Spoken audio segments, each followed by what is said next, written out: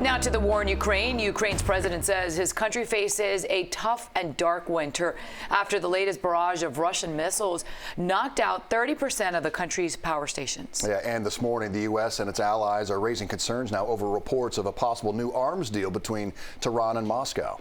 CBS 4's Ian Lee has the details on this. Ukraine's President Volodymyr Zelenskyy says recent Russian airstrikes destroyed about a third of his country's power facilities, cutting access to electricity and water for many. Residents of a damaged building in the Kharkiv region are hunkering down as temperatures drop.